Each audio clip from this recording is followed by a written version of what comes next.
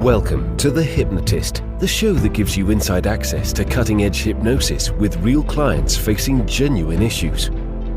Brought to you by the hypnotherapist demanded by celebrities, CEOs, and even royalty, Adam Cox. These recordings took place live from Adam's clinic in London's world-famous Harley Street. This podcast features powerful hypnosis, so do not listen while driving or operating machinery. This recording is not suitable for those with epilepsy or severe mental health issues. So, get yourself comfortable and enjoy today's episode of The Hypnotist. Hi, it's Adam here, and in today's episode of The Hypnotist, you'll be listening to a hypnosis session that is designed to deal with self-criticism. And it's not unusual for people to deal with a situation that is not achieving what they want or not living up to their own expectations. And the way that they deal with that is by being very harsh and critical of what it is that they're doing. And rarely is this effective.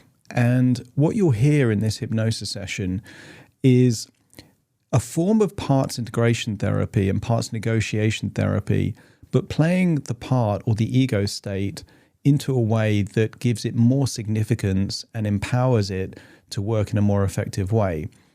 One of the useful ways of thinking of self-criticism is to think about the way in which you would provide feedback to real people around you if they were falling short of an expectation.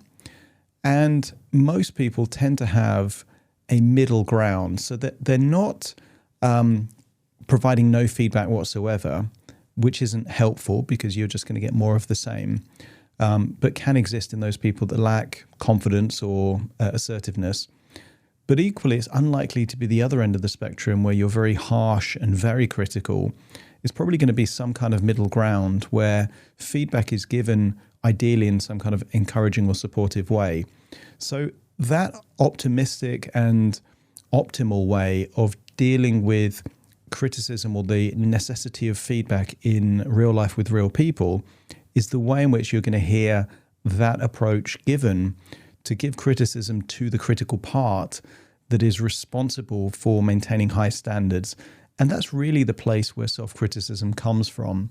The positive intention behind self-criticism is to ensure high standards and to try and get the best out of an individual. But in doing so, it can come across as quite harsh and have the opposite effect and demotivate. If you're listening to this, of course, this session was created for someone else, so it might not be perfect. You'll notice I use the pronoun she when describing the part because the client that I was working with knew that this part was a female, kind of role, female entity. So there might be certain parts that just aren't relevant to you. But if you do have a very critical inner voice or you feel that you're criticizing yourself a lot, which isn't helping, there will be a link in the show notes that you can schedule a free 30-minute call to explore working with me. But you might find that this is useful even if it's not perfect for you. So find a quiet place where you won't be disturbed, relax, and enjoy the session.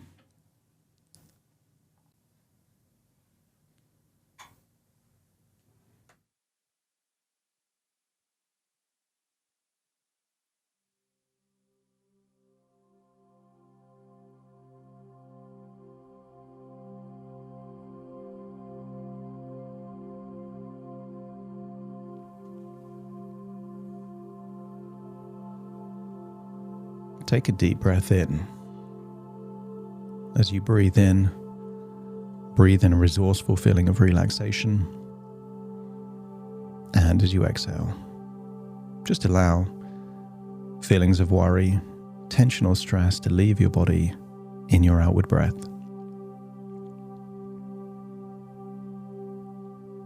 I want you to use the power of your imagination to imagine a candle. Think of the color of the wax, the shape of the candle, and just imagine the flickering flame on top of the candle. And notice it sways. It isn't static, meaning there must be a breeze around the candle. And yet focus your attention on that flickering flame.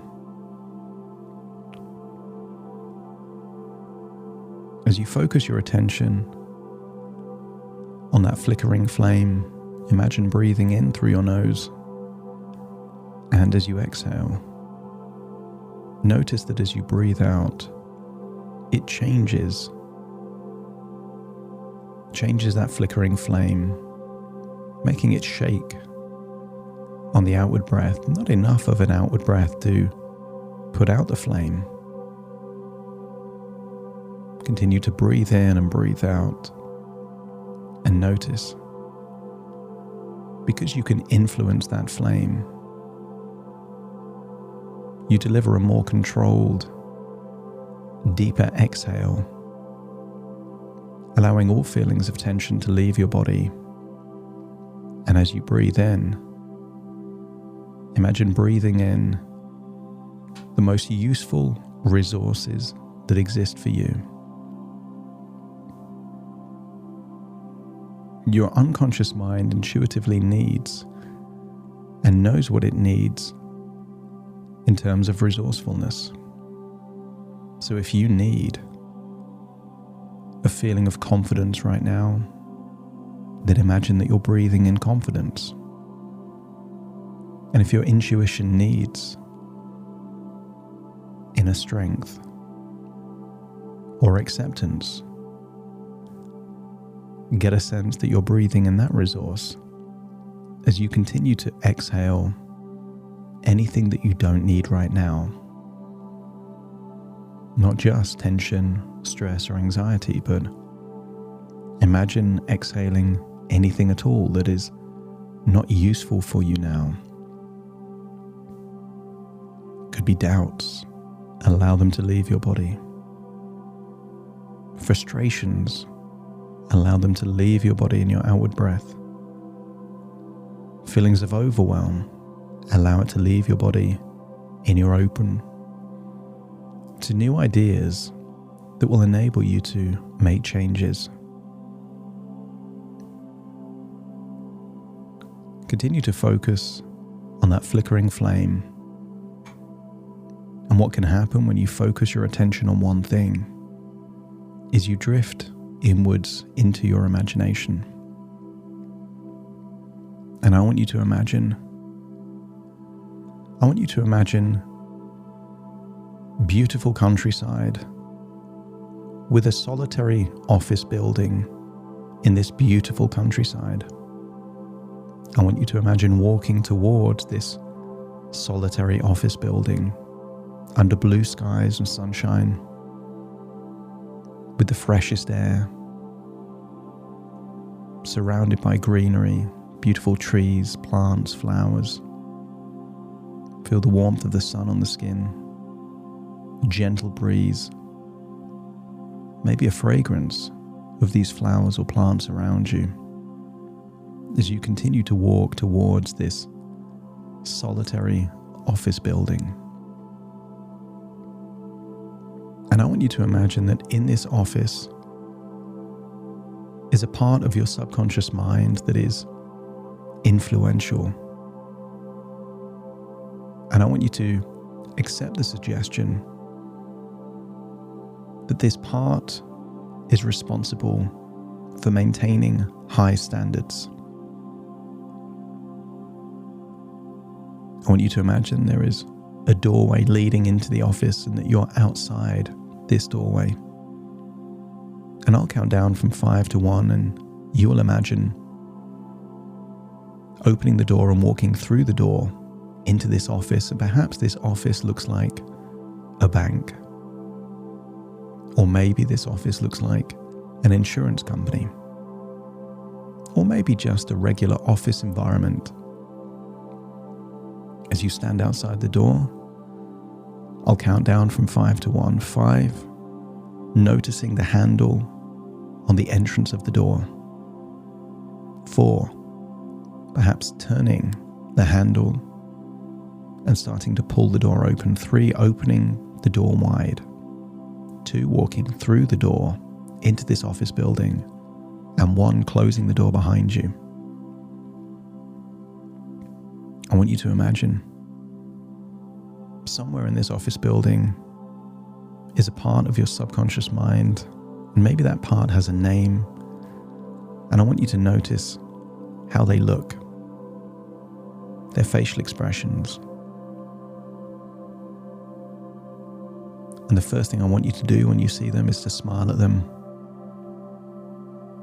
and to thank them for the role they play. Because if this part didn't exist, you wouldn't have had the level of success that you've had in your life. Maintaining high standards is a crucial part of developing and progressing. And notice perhaps the facial expression that this part has when you tell them that they are valued, that they're important, and that you're grateful for the role that they play. In fact, I want you to ask this part, what would it most like to do? Tell this part that you want to express your gratitude by taking it to a place that it would like. And I want you to ask that part where that would be. And once it shares that place or that situation, just let me know by nodding your head. That's right. And I want you to tell this part that that's exactly where you're going to take them. And I want you to imagine there is a new door inside this office, a portal to this place that immediately will take you there. Again, I'll count down from 5 to 1 and you will imagine walking through the door, but with this part with you. 5, standing in front of that door. 4, turning the handle. 3, opening the door. 2, walking through the door. And 1, both parts, going through the door and closing the door behind you, and find yourself in this new environment. And notice that the facial expressions, the posture, the demeanor of this part responsible for high standards has already started to soften, to relax, to feel more comfortable. I want you to find a place within this place. And again, just share your genuine gratitude, letting this part know that a lot of what you've achieved in life would not have been possible without maintaining high standards. Maybe it's high standards that you have in your career. Maybe it's high standards that you have as a parent. Maybe it's high standards in other areas of your life. And genuinely, authentically share this, the memories of it, the moments of it, that it wouldn't be possible without this part responsible for high standards. And if she accepts your gratitude, your acknowledgement, and your feedback, just let me know by nodding your head. That's right. And then I want you to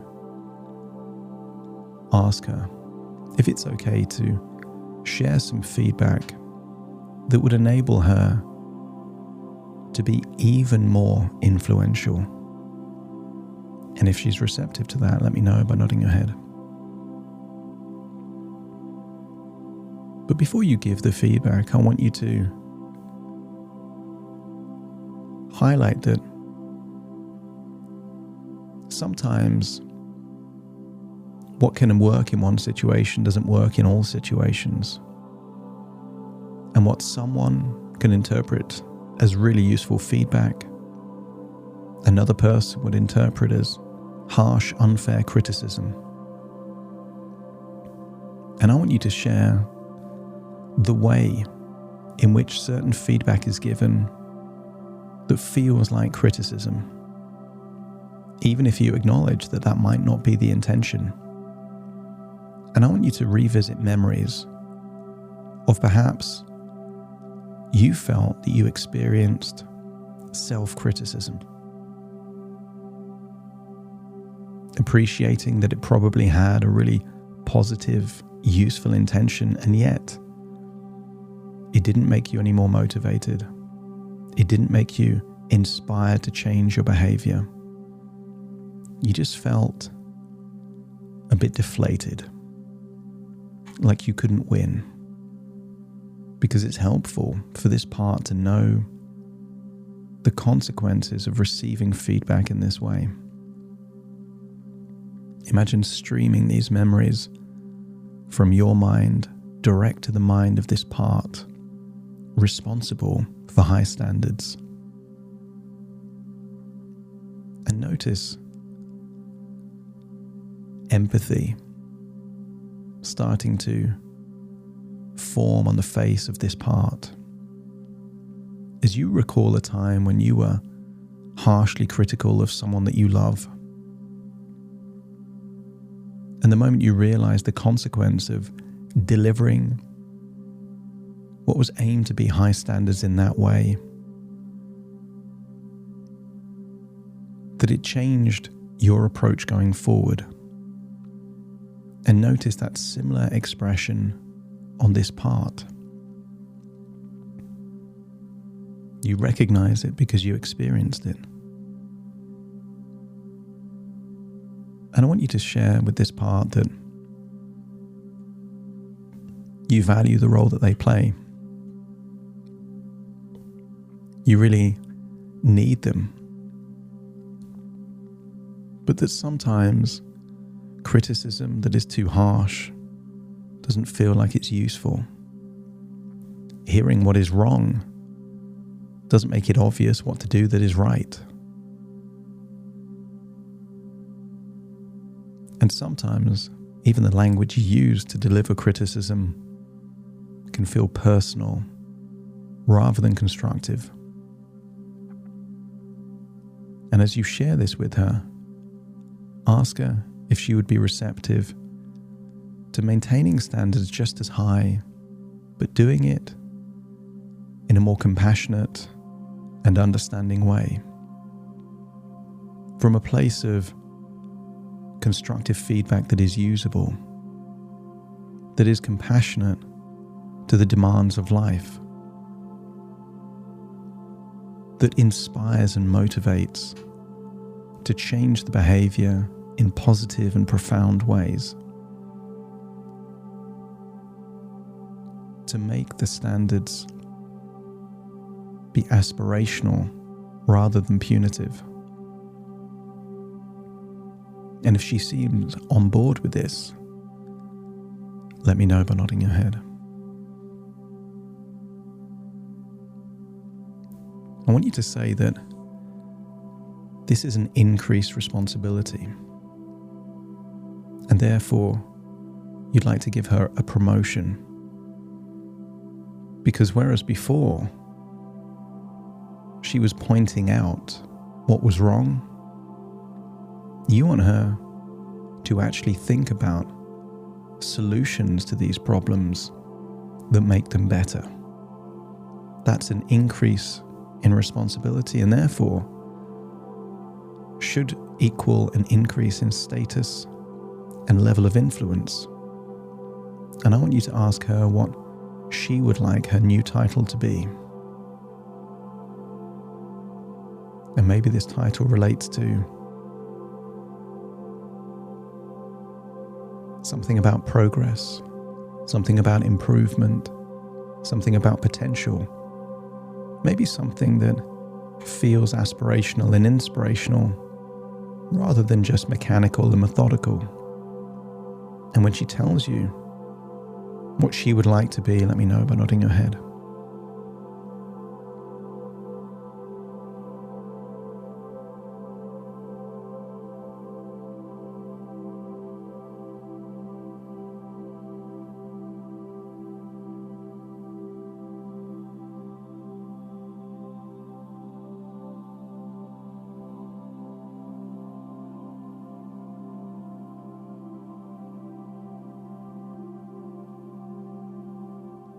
That's right. And I want you to say that a new responsibility and a promotion means that she deserves a new wardrobe to accompany this increase in status and significance. And I want you to imagine now taking her shopping for the kind of clothes that are suitable for this new role that she has to play. She can pick out what she wants. And then imagine taking her to a salon where she can get her hair done the way that is suitable for this new role that she has. Notice how happy she is to get all this significance, this attention, this recognition. And if deep down you believe that she will take this new responsibility seriously and aim to give feedback in new constructive ways that enable you to raise your standards, but be inspired to raise your standards with an emphasis on progress rather than perfection, incremental ways of making things better rather than nitpicking as to what is wrong. If you believe that she will enjoy and relish this new responsibility, let me know by nodding your head. Compliment her on how well those clothes suit her, perhaps on that new look that she has. As it's time to leave this place and go back through the door into an office building. And I want you to ask her to update this office building to make it suitable for this new role that she has to play. And maybe it goes from a drab office building into a stylish executive suite. Maybe her old office has been replaced with a penthouse corner office with incredible views. She has more responsibility and therefore she has more recognition. And if she's happy with the changes to her responsibilities, her look, and her environment, just let me know by nodding your head. Give her a hug and say, you've got absolute confidence in her ability to do this role exceptionally well. But also, if you feel there are opportunities for her to improve how she's maintaining these high standards and even elevating these standards, you will give her feedback in the same way that you expect her to give feedback to other parts of your subconscious mind in a fair, reasonable, encouraging way that values her impact but creates opportunities to impact even more. And if she's happy with this new relationship, this new dynamic, and seems motivated and inspired to run with it, just let me know by nodding your head. Give her one last hug, say goodbye, and tell her that your door is always open. She can speak to you if she needs help, support, and vice versa. Imagine leaving this stylish office environment and find yourself back out in wonderful countryside, feeling that the future is brighter. Feeling that a game that perhaps felt unwinnable is now winnable, because it is no longer about perfection. It is no longer right or wrong, good or bad, but opportunities to find incremental progress that moves you in the direction towards a future. And I want you to picture that future. You perhaps a year, 2, 3, 4, 5 years in the future, and notice what the profound impact of constant, tiny progress will do to your body, your confidence, and your life. And feel more confident that you're now able to head in that direction.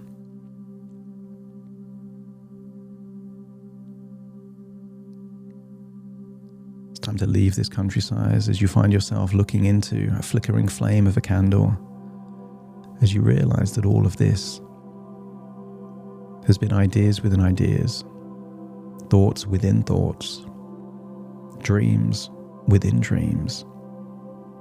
And even the candle itself is just a figment of your own imagination as you return to the present, listening to my voice. Take a deep breath in through your nose and out through your nose. Just wiggle those fingers, wiggle those toes, get a sense that you're in your own physical body right now.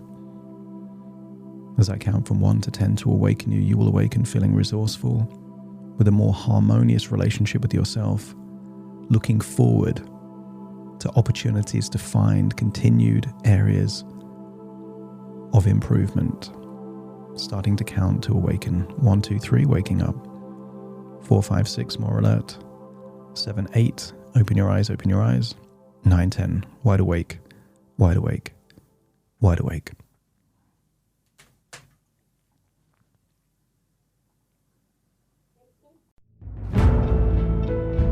Thank you for listening to The Hypnotist with Adam Cox, the show that gives you inside access to cutting-edge hypnosis with real clients facing genuine issues. To automatically receive the latest episodes, please subscribe. If you'd like to support the show, please share this episode with just one friend you think it could help. And if this episode helped you, please leave us a 5-star review.